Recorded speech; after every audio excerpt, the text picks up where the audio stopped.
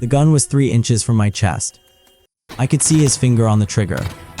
It was 2:47 a.m., November 12, 2019, Eastern Tennessee mountains, and I knew I was about to die.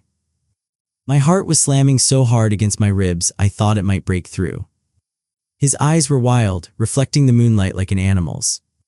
He screamed something I couldn't understand. Then he opened fire.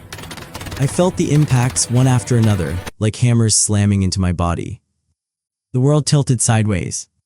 My legs gave out. The last thing I heard was my teammates screaming my name from somewhere far away. Then darkness swallowed me whole. What the doctors pulled out of my chest 4 hours later shouldn't have been possible. The bullet aimed directly at my heart never made it through. Something stopped it. Something small, something gold, something my mother had placed around my neck just 3 days earlier. This story doesn't end the way you think. What I'm about to tell you changed everything I believed about luck, about faith, about the thin line between life and death. Hit subscribe because by the end of this video, you'll understand why I wake up every single morning, touch the small dent in that locket, and whisper thank you. My name is Daniel James Morrison. I'm 32 years old, sergeant in the United States Army, stationed out of Fort Campbell, Kentucky. My mother, Margaret Morrison, raised me and my younger sister, Katie, in a small town called Clarksville, just outside the base. My father passed when I was 17. This happened on November 9, 2019, the day I left home for what should have been a routine mission. I was on the road by 3:15 in the morning, my duffel bag in the passenger seat, my mother's locket cold against my chest. I remember the day Mom first started talking about marriage. I was home on a 2-week leave, early October, the longest break I'd had in 3 years. The Tennessee autumn was just starting to turn the leaves orange and gold. I'd been sitting on our back porch drinking sweet tea when she came out with that look on her face. The one that meant she'd been planning something for weeks. She wiped her hands on her apron, sat down next to me, didn't say a word for a full minute. Then she just said it. "Son, I found someone I want you to meet." I laughed it off at first. The Army doesn't exactly give you time for dating or settling down. But Mom had this way of being persistent without being pushy. She told me about a girl from church, Sarah Elizabeth Parker, 28 years old, worked as a nurse at the community hospital in Clarksville. Her father had been military too, so she understood the life. I told Mom I'd think about it. That was October 3rd. By October 5th, I'd agreed to meet her. The meeting was set for a Sunday afternoon, after church service. I wore my dress uniform because Mom insisted, said it showed respect. When Sarah walked into our living room that day, I remember the sunlight coming through the window behind her made her dark hair look almost bronze. She was wearing a simple blue dress, nothing fancy. And when she smiled at me, it was shy but genuine. We sat in the dining room while Mom brought out coffee and her famous pecan pie. Sarah and I talked for 2 hours. Not about the usual small talk, weather or sports or television shows. We talked about life. About what it meant to serve something bigger than yourself. About faith and family and the things that actually mattered when everything else was stripped away. She told me her father had done 3 tours in Iraq and came home different, quieter. I learned early that loving a soldier meant loving someone who belonged to everyone, not just you, she said. I looked at her. I've never thought about marriage because I've never met someone who understood that. She looked me right in the eyes. Maybe that's why we're sitting here today. My mother cried happy tears that night. Katie hugged Sarah like they'd been sisters for years. My Aunt Patricia, who'd driven up from Nashville, told me I'd be a fool not to marry this girl. Everyone saw hope that day. I saw something I hadn't felt in years. I saw peace. We decided to take things slow.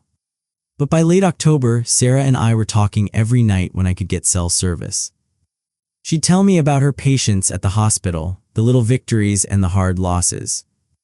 I'd tell her about training exercises and the guys in my unit. We both knew where this was heading.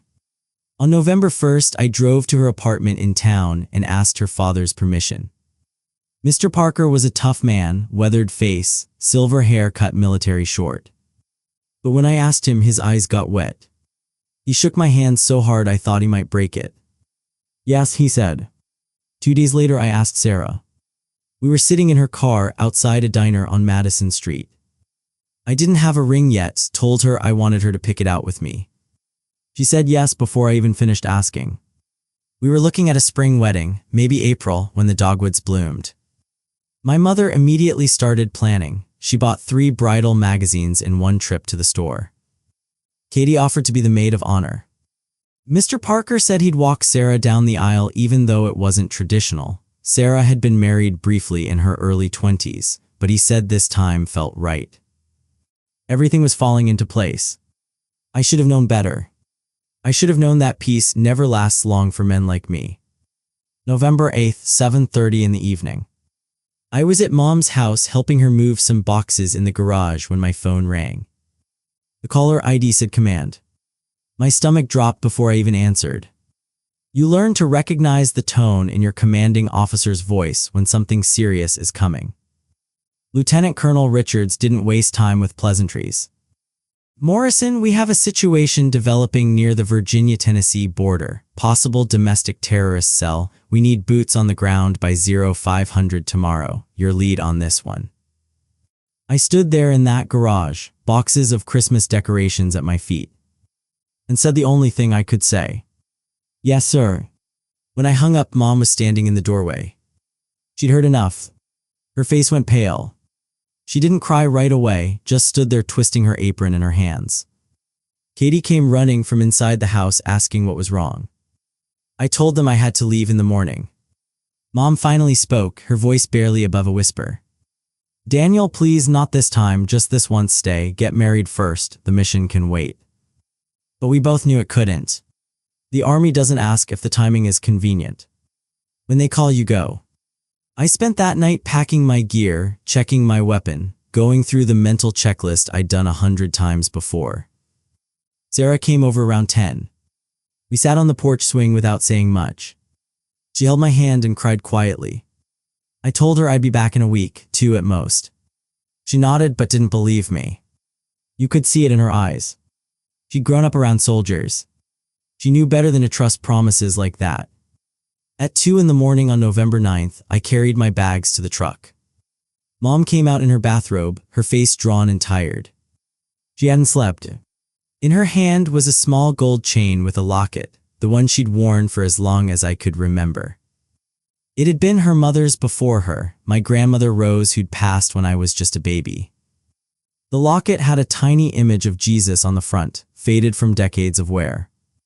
Mom's hands shook as she unclasped it from her own neck and put it around mine. Keep this close, she whispered. It's not just gold, Daniel, it's faith, it's protection. Her voice cracked. Your grandmother wore it through World War II when Grandpa was overseas. I wore it every day your father was deployed. Now you wear it. I wanted to refuse, tell her to keep it, that I'd be fine without it. But the look on her face stopped me. I kissed her forehead. I'll bring it back to you, Mom, I promise. She touched my cheek with her palm, warm and soft. Just bring yourself back, that's all I'm asking. I climbed into the truck. The engine started with a rumble that seemed too loud in the quiet neighborhood. As I pulled away, I looked in the rearview mirror. She was standing there in the driveway, one hand raised, getting smaller and smaller until I turned the corner and she disappeared. By 5 in the morning, I was at Fort Campbell meeting with my team. 6 of us total. Corporal James Jimmy Daniels from Mobile, Alabama, our sharpshooter. Private First Class Marcus Chen, communications specialist from San Francisco. Staff Sergeant Robert Bobby Coleman, explosives expert from Houston, Texas. Specialist Andre Washington, medic from Detroit, Michigan. And Private Tyler Brooks, youngest of the group at 22, from a farm town in Iowa whose name I could never remember how to pronounce.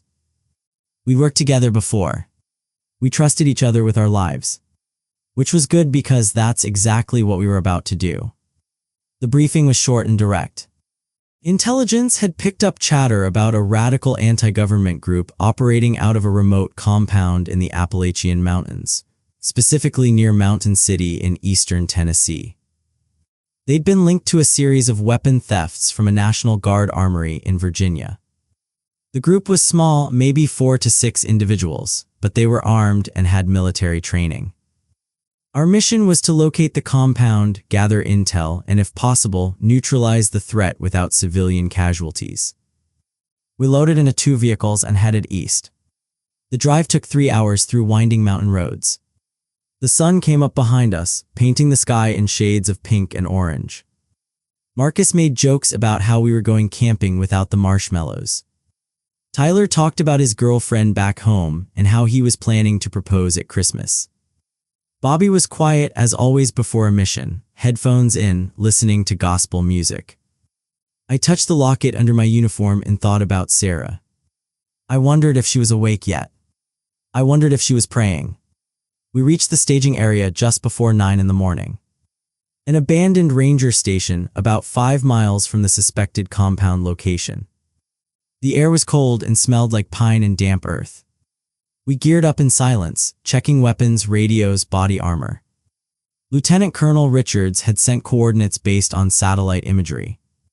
The compound was tucked into a valley between 2 ridges, accessible only by foot through dense forest. We moved out at 9:30, single file, weapons ready. The forest was thick with undergrowth, the ground covered in fallen leaves that crunched under our boots no matter how carefully we stepped. Birds called from somewhere high in the trees. The sunlight filtered through the canopy in scattered beams. It would have been peaceful if we weren't walking toward potential combat. 2 hours in, we found the first sign. A trail camera attached to a tree, the kind hunters use. Bobby examined it and confirmed it was live, transmitting to somewhere nearby. We disabled it. But the damage was done. They knew someone was coming. We moved faster after that, spread out but within sight of each other. My heart rate picked up. The forest seemed to grow quieter. Like even the animals knew something was wrong. At 11:45 we saw it. The compound. 3 small structures, wooden cabins that looked like they'd been built decades ago and barely maintained since. Smoke rose from one of the chimneys. A generator hummed somewhere out of sight. 2 trucks were parked near the largest building, both old Ford pickups with rusted beds. We took positions on the ridge overlooking the compound, about 200 yards out. Jimmy set up his rifle on a fallen log, scope trained on the main cabin. Marcus radioed back to command with our location and visual confirmation. We waited. That's the part they don't show in movies. The waiting. The lying perfectly still in the dirt while your muscles cramp and sweat drips into your eyes and every minute feels like an hour. We watched for patterns of movement. At noon, a man came out of the main cabin. Tall, bearded, carrying an AR-15 like it was an extension of his arm. He walked to the second building and went inside. 15 minutes later, 2 more men emerged. They were laughing about something, passing a cigarette back and forth. One of them was young, maybe early 20s. The other was older, gray in his beard, limping slightly. They didn't look like hardened terrorists. They looked like guys you'd see at a gas station or a hardware store. But the weapons they carried said otherwise. We waited through the afternoon. The sun moved across the sky. The temperature dropped. At 4 in the evening, we saw something that changed everything. A woman came out of the smallest cabin. And she was holding a child's hand. A little boy, maybe 4 or 5 years old, wearing a red jacket too big for his small frame. My blood went cold. Intel had said nothing about civilians. Nothing about a woman and child. Bobby's voice came through the radio, barely a whisper. Command, we have non-combatants on site. Repeat, woman and child present. The response took 5 minutes. When it came, it wasn't what we wanted to hear. Monitor the situation, do not engage unless threatened, wait for further orders. So we waited more. The woman and child went back inside. The men continued their routines, moving between buildings, keeping watch, smoking, talking. As the sun started to set behind the mountains, the light turned orange and gold. Almost beautiful. I remember thinking it looked like God was watching. I touched the locket under my vest and whispered a prayer under my breath. Keep us safe, keep them safe, let this end without bloodshed. At 6:30, everything went to hell. One of the men, the younger one, was doing a perimeter check. He walked toward our position, rifle in hand, scanning the tree line. We stayed frozen, barely breathing. He was 30 yards away. 20 yards. Then an animal, a deer or maybe a fox, crashed through the brush to our left. The sudden noise spooked him. He spun and fired 3 rounds in that direction. The shots echoed through the valley like thunder. My ear exploded with pain from the sound. One of those bullets passed so close to my head, I felt the displacement of air. If I'd been leaning 3 inches to the left, it would have gone through my skull. My hands started shaking. Jimmy whispered into the radio, "Contact." Down below, the compound erupted into activity. Men ran out of the buildings, weapons raised, shouting to each other. They knew we were out here now. The element of surprise was gone. Command came through the radio. "Hold your position, do not engage unless fired upon directly." But it was too late for that. The bearded man from earlier started pointing toward the ridge, directing the others to spread out and advance up the hill toward us. We had maybe 2 minutes before they reached our position. Bobby made the call. "We move now or we're pinned down." We fell back deeper into the forest, moving quickly but trying to stay quiet. Behind us, we could hear them crashing through the undergrowth, shouting coordinates to each other. These guys had training, real training. They were moving in formation, covering each other, communicating effectively. We fell back to a defensive position behind a rocky outcrop about a quarter-mile from the compound. Jimmy set up his rifle again. Andre checked our medical supplies. Tyler looked pale, his hands gripping his rifle so tight his knuckles were white. This was his first real engagement. I put a hand on his shoulder. "Stay calm, stay focused, we get through this together." He nodded but didn't look convinced. The voices got closer. I could make out individual words now. "Spread out. Check the north side. Watch for movement." Then silence. They'd stopped advancing. They were setting up their own position. We were in a standoff. The next 3 hours were the longest of my life.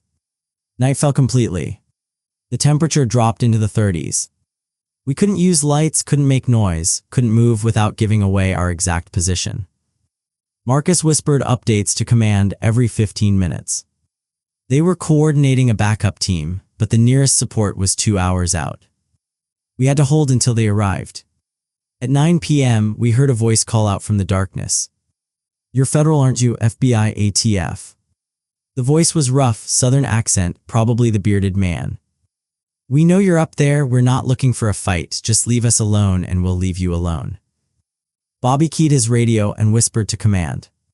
They said do not respond, do not negotiate. But the voice kept talking. "We got a kid down here, you know that, a little boy, his mama's scared out of her mind. You want him to grow up without a father, you want his blood on your hands." I felt sick. This wasn't how it was supposed to go. If you are still here watching this video, type "God is good" in the comments. Like, share, and subscribe, and I will pick a winner from those who comment. I will give you a shout out and pray for you. Because if you've made it this far, you need to hear how this ends. You need to know that miracles still happen even in the darkest moments. At 10:30 we heard crying. The child. The woman was shouting something we couldn't make out clearly, but the panic in her voice was unmistakable. Then a single gunshot. Not aimed at us, aimed in the air. A warning or a signal. Marcus got word from command. The backup team was still an hour out. They were advising we hold position and wait. But Jimmy, looking through his scope with night vision, said something that made my blood freeze. "They're packing up, loading the trucks, they're gonna run. If they ran, we'd lose them. They'd disappear into the mountains, regroup somewhere else, maybe hurt someone else down the line. Or worse, they'd take the woman and child with them as hostages or shields." I made a decision. Probably the wrong one, definitely the dangerous one. We move in, quiet approach, we try to get eyes on the child's location. If we can confirm he's separated from the combatants, we call in an extraction. Bobby looked at me like I'd lost my mind. Command said hold position. "Command isn't here," I said. "We are, and I'm not letting that boy get dragged into whatever comes next." We moved down the hill in the darkness. Night vision goggles turning the world into shades of green. Every step felt like it took an hour. My heart hammered so loud I was sure they could hear it. We reached the edge of the compound. The trucks were running, headlights off but engines rumbling. 2 men were loading boxes into the beds, probably weapons and supplies. The woman and child were standing near the smallest cabin with the bearded man. He had his rifle slung over his shoulder and was talking to her in low, urgent tones. We couldn't hear the words, but we could see the fear on her face even from 50 yards away. Jimmy took position behind a woodpile with a clear line of sight. Andre and Tyler covered our 6. Bobby, Marcus, and I moved closer to the main cabin, using the shadows and buildings as cover. We were 20 yards away when the bearded man suddenly turned and looked directly at us. I don't know what gave us away, a sound, a movement, maybe just instinct. His eyes went wide. He grabbed the woman and pulled her backward toward the cabin, one arm around her throat, the other reaching for his rifle. The child screamed, "Mama!" Everything happened at once. The 2 men by the trucks opened fire in our direction. Bullets slammed into the cabin wall beside us, splintering wood and kicking up dirt. We returned fire. Marcus took down one of the shooters with 3 rounds center mass. The other dove behind a truck. Bobby moved toward the vehicle, lobbing a flashbang grenade that exploded with a blinding white light and a concussion that rattled my teeth. The second shooter stumbled out, disoriented. Bobby put him down. But the bearded man had dragged the woman and child inside the main cabin and barricaded the door. We could hear the child screaming, high-pitched and terrified. The woman was shouting, "Please don't hurt him, please." I moved toward the cabin door, staying low. Tyler was right behind me. Andre had taken cover behind a water trough, rifle aimed at the cabin windows. Jimmy's voice came through the radio. "I don't have a shot, he's using them as shields." I reached the cabin wall and pressed my back against it, breathing hard. My hands were shaking. I shouted toward the door. "Let them go, the woman and the kids, let them go and we can talk." The bearded man shouted back, "You come in here and I'll shoot them both, I swear to God I will." We were stuck. Command was screaming in my ear through the radio, demanding a status update, telling me backup was 15 minutes out, ordering me to hold and wait. But I could hear that child crying inside. Could hear the terror in his voice. And something in me snapped. I couldn't wait. I wouldn't. I looked at Tyler. On 3, we breached the door. I go high, you go low. Andre, you're right behind us. Jimmy, the second you have a shot, you take it. Tyler's face was white as paper. But he nodded. I counted down. 3, 2, 1.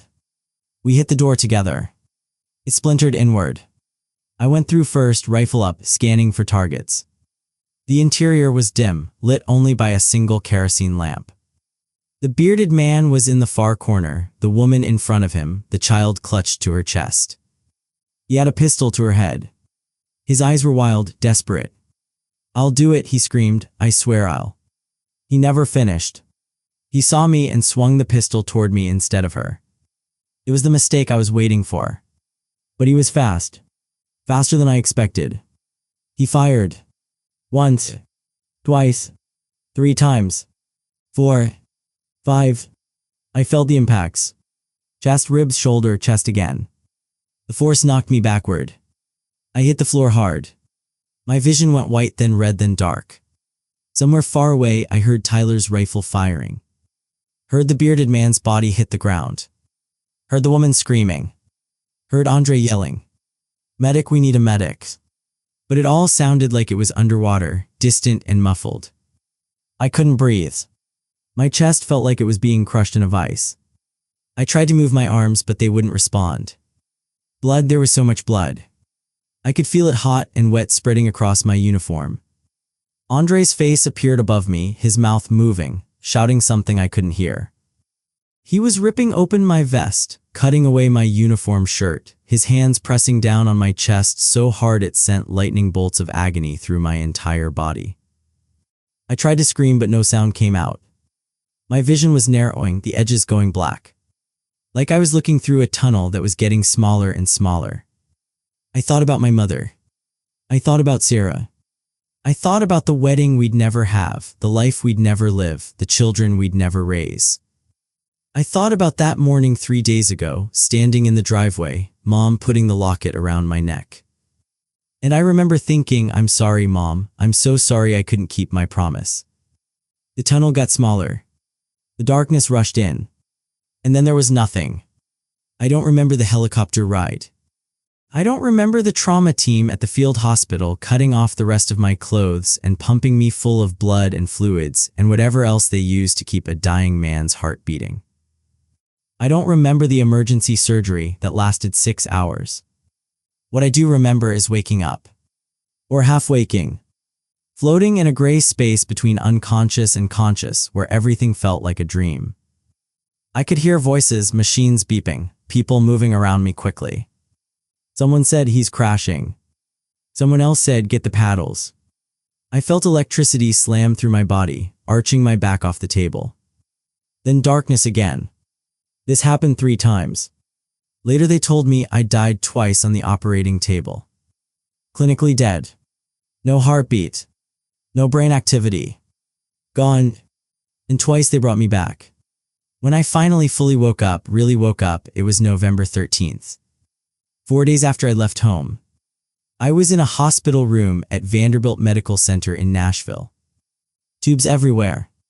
Machines beeping steadily. Pain, so much pain radiating from my chest and shoulder and ribs that I couldn't think straight. A nurse saw my eyes open and immediately called for the doctor. Dr. Patricia Reynolds came in, a woman in her 50s with kind eyes and graying hair pulled back in a bun.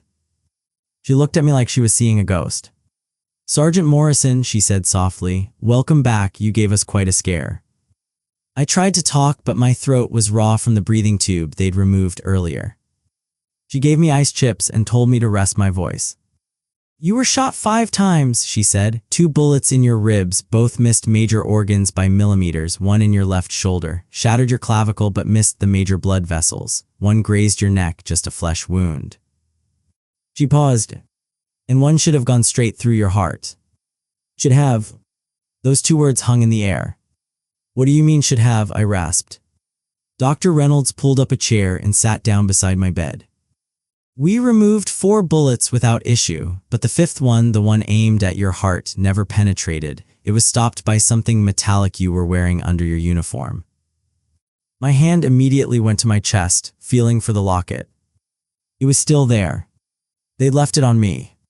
I pulled it out from under the hospital gown and looked at it. There was a deep dent in the front, right over Jesus's face, where the bullet had struck. The metal had compressed inward, absorbing the impact, deflecting the bullet just enough that instead of piercing my heart, it had ricocheted off and lodged in my chest muscle 2 inches to the left. Dr. Reynolds showed me the x-rays, pointing to where the bullet had been. Another inch to the right and you wouldn't have made it off that mountain, she said. That locket saved your life. I held the locket in my shaking hand. And I cried. I'm not ashamed to admit it. I lay there in that hospital bed with tubes in my arms and bandages wrapped around my torso. And I cried like a child. Big, gasping sobs that made my broken ribs scream in protest. But I didn't care. I pressed the locket against my lips and whispered, thank you, Jesus, thank you, Mom, thank you. A nurse came in to check my vitals. She saw me crying and asked if I was in pain, if I needed more medication. I shook my head. I'm okay, I managed to say. I'm more than okay, I'm alive. The next few days were a blur of doctors and tests and physical therapy and pain. But they were also filled with visitors. My commanding officer, Lieutenant Colonel Richards, came and stood at the foot of my bed with tears in his eyes. The woman and the child are safe, he told me. You saved them, and you stopped a group that had enough weapons stockpiled to do serious damage. He pinned a purple heart to my pillow since I couldn't sit up to receive it properly. You're a hero, Morrison. But I didn't feel like a hero. I felt like a man who'd been given a second chance he didn't deserve. Bobby, Marcus, Jimmy, Andre, and Tyler all came to visit together. They told me the rest of the story, the parts I'd missed while I was dying and then not dying and then dying again. After I went down, Tyler had put 3 rounds in the bearded man before he could fire again. The woman and child were unharmed, just shaken. Turns out the woman was the man's wife, and she'd been trying to leave him for months, but he wouldn't let her. The compound was full of stolen military weapons, explosives, and plans for an attack on a federal building in Knoxville. We stopped something bad from happening, and the price was 5 bullets in my chest and a dented locket. The guys stayed for an hour, telling jokes, giving me grief for getting shot, trying to keep things light. But when they left, Jimmy hung back for a moment. He put his hand on my shoulder, the one that wasn't shattered. "I've been in this job for 12 years, man. I've seen a lot of people die. You shouldn't be here. I don't know what you did to deserve it, but somebody up there likes you." He nodded toward the locket on my chest. "Keep that close." On November 15th, 6 days after I left home, my mother and Katie walked into my hospital room. I talked to them on the phone, told them I was okay. But seeing me in person was different. Mom took one look at me, at the bandages and the machines and the bruises covering my face and arms. And she collapsed into the chair beside my bed and sobbed. Katie stood behind her with her hand on Mom's shoulder, tears streaming down her face. I reached out with my good arm and took Mom's hand. "I'm okay," I said. "I'm here, I'm alive." Mom couldn't speak. She just held my hand and cried. After a while, she noticed the locket around my neck. I took it off carefully and handed it to her. "Look," I said, pointing to the dent. She held it up to the light, running her finger over the compressed metal where the bullet had hit. Her crying got harder. "Your grandmother," she whispered, "she's still protecting us, even from heaven." I told her everything the doctor had said, how the bullet should have killed me, how the locket had stopped it, how I'd died twice and come back. Mom listened to every word, clutching that locket like it was the most precious thing in the world. When I finished, she looked at me with an expression I'll never forget. Not sadness. Not relief. "God wasn't done with you yet, Daniel," she said. "He has more for you to do." She put the locket back around my neck and clasped it. "You keep wearing this every single day, don't you ever take it off." Sarah came the next day. She walked into the room carrying a small bouquet of wildflowers, the kind that grew on the side of the highway. Her eyes were red from crying. When she saw me, she set the flowers on the table and just stood there, looking at me like she was trying to convince herself I was real. "Hey," I said, smiling even though it hurt. "Hey," she whispered back. She came to the bedside and very carefully, like she was afraid I might shatter, she leaned down and kissed my forehead. Then she sat in the chair and took my hand. We didn't talk for a long time. We just sat there, her holding my hand, me breathing, both of us present in a moment we'd both thought might never happen. Finally she spoke. "When they called me," she said, her voice barely audible, "when they told me you'd been shot, that you were in surgery, that they didn't know if you'd make it, I thought my whole world had ended." Tears spilled down her cheeks. "I thought I'd lost you before I ever really had you." I squeezed her hand. "I'm sorry," I said. "I'm so sorry I put you through that." She shook her head. "Don't apologize for doing your job. Don't apologize for saving people." She touched the locket on my chest. "Your mom told me what this did, how it stopped the bullet." She looked into my eyes. "I told you the day we met that I wanted a man who believed in God more than he believed in luck. Now I know I said yes to the right man, because God didn't just believe in you, Daniel. He made sure you came home." We set a new wedding date right there in that hospital room. April 4th, 2020, when the dogwoods would be in full bloom. Sarah said she didn't care if I was still in a sling or on crutches or whatever. We were getting married. I wasn't going to argue with that. The doctors kept me at Vanderbilt for 2 more weeks. Physical therapy was brutal. Learning to move my shoulder again, building back strength in my chest and ribs, dealing with the nerve damage and the scar tissue. But I worked at it every single day because I had something to work toward. A wedding, a wife, a future I'd almost lost. They discharged me on November 29th, the day after Thanksgiving. I went home to Mom's house to continue recovery. She set me up in my old bedroom and fussed over me like I was 10 years old again. She made all my favorite foods, changed my bandages, drove me to physical therapy appointments. And every morning she'd come into my room and ask to see the locket. She'd hold it, say a prayer of thanks, and put it back around my neck. Every Sunday at church. Every dinner with Mom and Katie. Every quiet moment on this porch watching the sun rise. All of it is borrowed time, extra innings, a second act I was never supposed to have. And I don't take a single second of it for granted. If you've watched this far, if you've heard my story and felt something stir in your chest, I want you to do something for me. I want you to type Amen in the comments. Type it if you believe that God still saves people. Type it if you've ever been given a second chance you didn't deserve. Type it if you know someone who needs a miracle right now. Because miracles are real. I'm living proof. Like this video. Share it with someone who needs to hear it. Subscribe because next week I'm going to tell you another story about the soldier in my unit who survived something even more impossible than I did. Thank you for listening. Thank you for being here. And may God bless you and keep you safe today and always. Amen.